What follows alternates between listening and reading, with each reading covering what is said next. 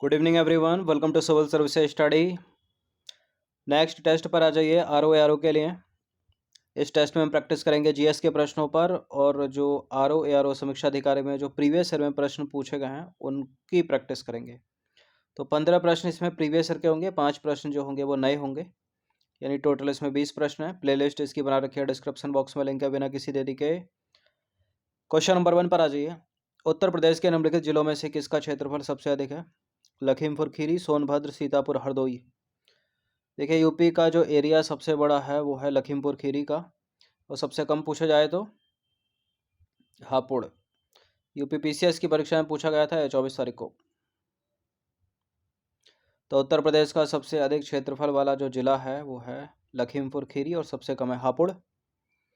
Number 2 पर आ जाइए। निम्नलिखित में से कोई एक जो है सुमेलित नहीं है। देवा के सामने बाराबंकी, आल्हा के सामने महोबा, कजरी के सामने मिर्जापुर, कर्मा के सामने मथुरा। देखिए, देवा शरीफ का मेला, देवा जो जगह है वो बाराबंकी में सही है। आल्हा एक लोकगीत है, महोबा में सही है। कजरी लोकगीत, कजरी भी एक लोकगीत है मिर्जापुर का। कर्मा नृत्य मथुरा का नहीं है, कर्मा, ठीक है, कर्मा भी जो है मिर्जापुर का है, तो डी गलत है। तो कर्मा नृत्य जो है वो मिर्जापुर का है और सोनभद्र का है, मथुरा का नहीं है। देवा शरीफ मेला बाराबंकी में लगता है, और कजरी जो लोकगीत है वो मिर्जापुर वाराणसी का है, और आल्हा लोकगीत कहाँ का है? बुंदेलखंड महोबा का। क्वेश्चन नंबर 3 पर आ जाइए। माप की कौन सी इकाई 0.39 से गुणा करने पर इंच प्राप्त होता है? बताइए, माप की कौन सी इकाई से मिलीमीटर, सेंटीमीटर, मीटर या डेसीमीटर?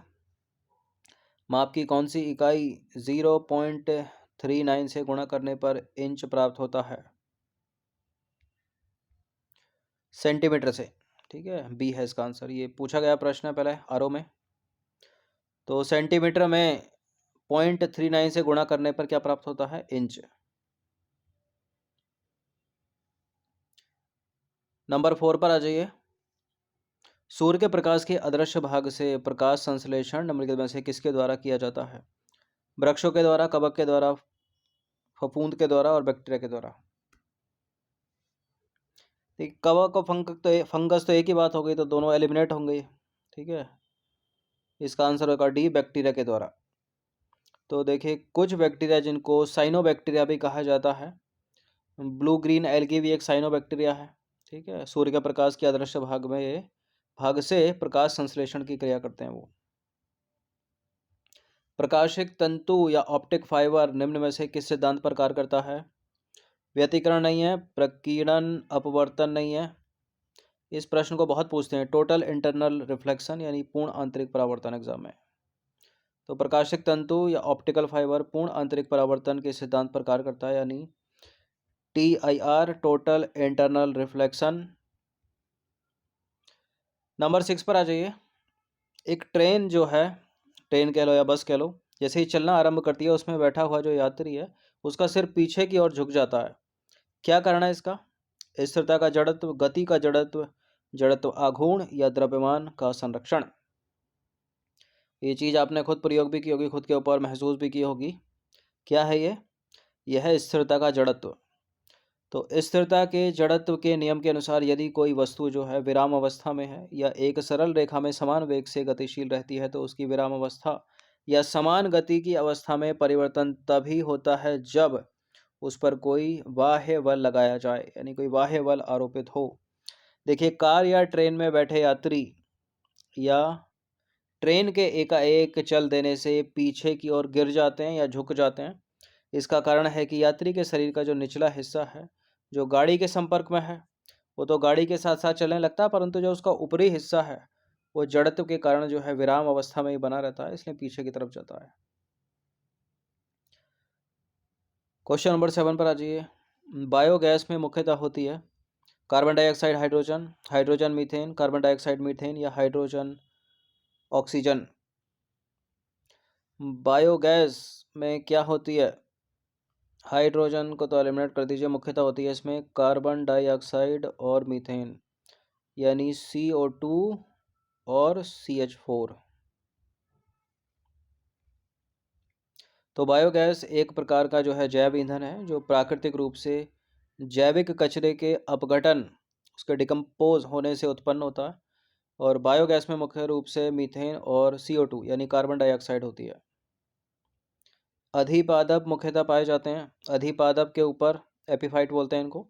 यूपीएससी ने सवाल किया था इस बार, जो यूपीएससी की प्रारंभिक परीक्षा हुई थी। ये ट्रॉपिकल एवरग्रीन फॉरेस्ट में पाए जाते हैं। ठीक है, एक छोटा सा पैसेज मारा था 3-4 लाइनों का। तो इसका उत्तर हो जाएगा विषुवत रेखीय वन। विषुवत रेखीय वन या सदा हरित वन या उष्णकटिबंधीय सदा हरित वन एक ही बात है। तो अधिपादप वे पौधे होते हैं जो दूसरे जीवित पौधों पर उगते हैं और ये जो अपना भोजन है स्वयं बनाते हैं, क्योंकि इनमें पर्णहरिम पाया जाता है। यह पौधे मुख्यतः विषुवत रेखीय वनों में पाए जाते हैं, यानी उष्णकटिबंधीय सदा हरित वन, इंग्लिश में बोलते हैं ट्रॉपिकल एवरग्रीन फॉरेस्ट। कहाँ होते हैं ये? जहाँ 200 सेंटीमीटर से अधिक वर्षा होती है। फान एक स्थानीय पवन है, कोरिया की, जापान की, चीन की, स्विट्जरलैंड की। तो फान है यूरोप की, तो एलिमिनेट कर दीजिए ऊपर के तीनों को। ठीक है, डी है इसका आंसर। तूफान दक्षिणी गोलार्ध में बहने वाली एक पवन है जो स्विट्जरलैंड, दक्षिणी जर्मनी, पश्चिमी ऑस्ट्रिया से होकर बहती है तथा आल्प्स पर्वत पार करके उत्तरी इटली तक पहुंचती है। 10वां प्रश्न है, निम्नलिखित में से किस मुगल बादशाह ने बलबन द्वारा प्रारंभ किए गए दरबारी रिवाज सिजदा समाप्त कर दिया था? किसने किया था? अकबर, जहांगीर, शाहजहां, औरंगजेब। किसने किया था? शाहजहां ने किया था। तो शाहजहां ने अपने शासनकाल के प्रारंभिक वर्षों में इस्लाम का पक्ष लिया, किंतु कालांतर में सहिष्णु बन गया वो। शाहजहां ने 1936 से 37 में सिजदा और पौबोस की प्रथा जो है समाप्त कर दी। 1900 कहाँ से आ गया? प्रिंटिंग मिस्टेक हो गई। ठीक है, 1636 37।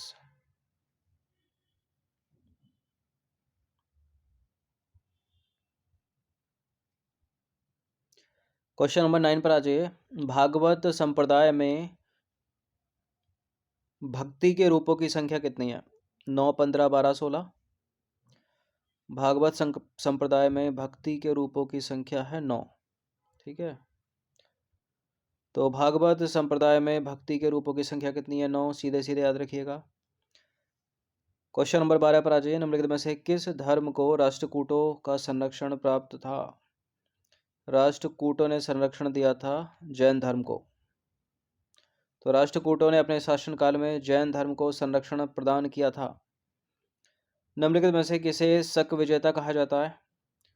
ये इंपॉर्टेंट प्रश्न है, रिपीटेड भी बहुत सारे एग्जाम में पहले पूछा गया है। शक विजेता कहा जाता है द्वितीय को, चंद्रगुप्त द्वितीय को, यानी विक्रमादित्य को। तो शक विजेता के रूप में चंद्रगुप्त द्वितीय को जाना जाता है। देखिए, पश्चिम भारत के अंतिम शक शासक रुद्र सिंह तृतीय को परास्त किया था चंद्रगुप्त द्वितीय ने या विक्रमादित्य ने? कब? 5वीं सदी के प्रथम दशक में। ठीक है, और पश्चिमी भारत में शक सत्ता का उन्मूलन कर दिया था चंद्रगुप्त द्वितीय ने। और शकों को हराने के कारण चंद्रगुप्त द्वितीय, चंद्रगुप्त विक्रमादित्य को एक अन्य उपाधि भी मिली थी, वो है शकारी की, शकारी। नंबर 14 पर आ जाइए। बुद्ध कौशाम्बी निम्नलिखित में से किसके समय आए थे? उदयन, बोधि, निक्षु या इनमें से कोई नहीं? उदयन के। ठीक है, ए। तो गौतम बुद्ध कौशाम्बी उदयन के समय आए थे। कौशाम्बी जो है वो वत्स महाजनपद की राजधानी थी। मैच करने के लिए पूछ लेता है, कौशाम्बी के सामने वत्स करेक्ट। नंबर 15 पर आ जाइए। बेरोजगारों की सहायता करने के लिए दिल्ली के निम्नलिखित सुल्तानों में से किसने रोजगार कार्यालय की स्थापना की थी? फिरोज शाह तुगलक, मोहम्मद बिन तुगलक, अलाउद्दीन खिलजी या बलबन? अलाउद्दीन खिलजी इसका उत्तर नहीं है, इसका उत्तर बलबन भी नहीं है, इसका उत्तर मोहम्मद बिन तुगलक भी नहीं है, इसका उत्तर है फिरोज शाह तुगलक, ब्राह्मणों पर जजिया लगाने वाला। तो बेरोजगारों की सहायता करने के लिए फिरोज शाह तुगलक ने एक रोजगार कार्यालय स्थापित किया जो बेकार व्यक्तियों को काम दिलाता था। नंबर 16 पर आ जाइए। निम्नलिखित में से कौन सा विकल्प सही है? देखिए, बैंक रेट मतलब बैंक दर रिजर्व बैंक से लिए गए दीर्घकालिक उधार पर दी जाने वाली ब्याज दर है। दीर्घकालिक है, अल्पकालिक है? आधार दर वाणिज्यिक बैंकों द्वारा वितरित ऋण पर ब्याज की न्यूनतम दर है। और सीमांत स्थायी सुविधा वाणिज्यिक बैंकों को रिजर्व बैंक से रातों रात उधार लेने की अनुमति देती है।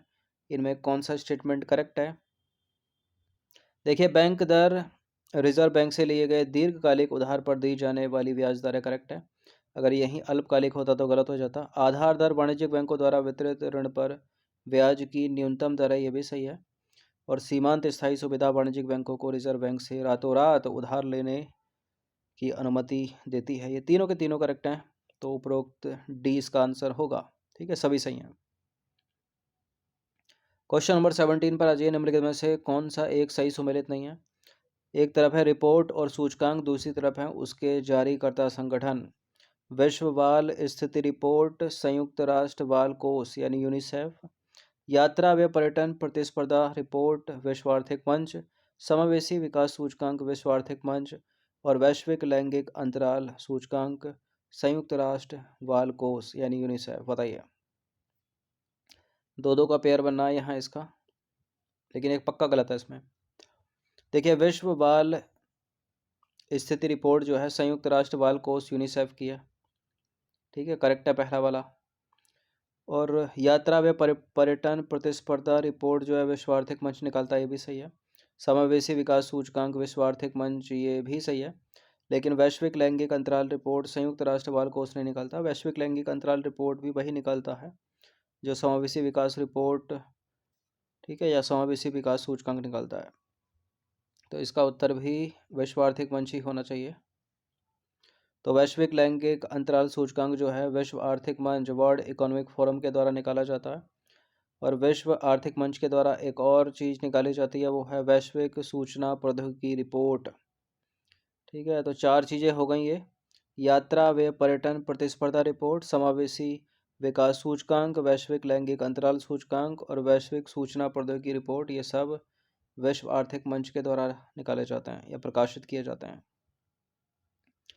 क्वेश्चन नंबर 18, एक और प्रश्न आ गया। निम्नलिखित में से कौन सा एक सही सुमेलित नहीं है? सतत विकास समाधान नेटवर्क के सामने वैश्विक खुशहाली रिपोर्ट लिखा है। ठीक है, अंतर्राष्ट्रीय मुद्रा कोष के सामने वर्ल्ड इकोनॉमिक आउटलुक लिखा है। और विश्व बैंक के सामने व्यापार सुगमता रिपोर्ट लिखा है। ठीक है, IVRD विश्व बैंक का ही तो है। और बाकी विपो के सामने यानी विश्व बौद्धिक संपदा संगठन के सामने वैश्विक भुखमरी सूचकांक लिखा है। बताइए, एक गलत है पक्का इसमें भी। देखिए, विश्व खुशहाली रिपोर्ट तो संयुक्त सतत विकास समाधान नेटवर्क की है, SDSN की है, सही है ये। वर्ल्ड इकोनॉमिक आउटलुक 2013 में UPSC सिविल सेवा में पूछा गया था प्रश्न, इंटरनेशनल मॉनेटरी फंड, सही है। अंतर्राष्ट्रीय मुद्रा कोष। व्यापार सुगमता रिपोर्ट विश्व बैंक IVRD का, ये भी सही है। बाकी वैश्विक भुखमरी सूचकांक जो है वो विश्व बौद्धिक संपदा संगठन का नहीं है, यह है वेल्ट हंगर हेल्थ और कंसर्न वर्ल्ड वाइड का, गलत है डी। तो वैश्विक भुखमरी सूचकांक कौन प्रकाशित करता है? वेल्ट हंगर हाइफ या हेल्थ लिखा रहता है कहीं, और कंसर्न वर्ल्ड वाइड। बाकी विश्व बौद्धिक संपदा संगठन क्या निकालता है? वैश्विक नवाचार सूचकांक, याद रखिएगा। क्वेश्चन नंबर 19 पर आ जाइए। निम्नलिखित कथनों पर विचार करेंगे। दो स्टेटमेंट है, बताने के इनमें से कौन सा सही है। देखिए, पर्यावरण संवेदी क्षेत्र या इको सेंसिटिव जोन इनको बोलते हैं।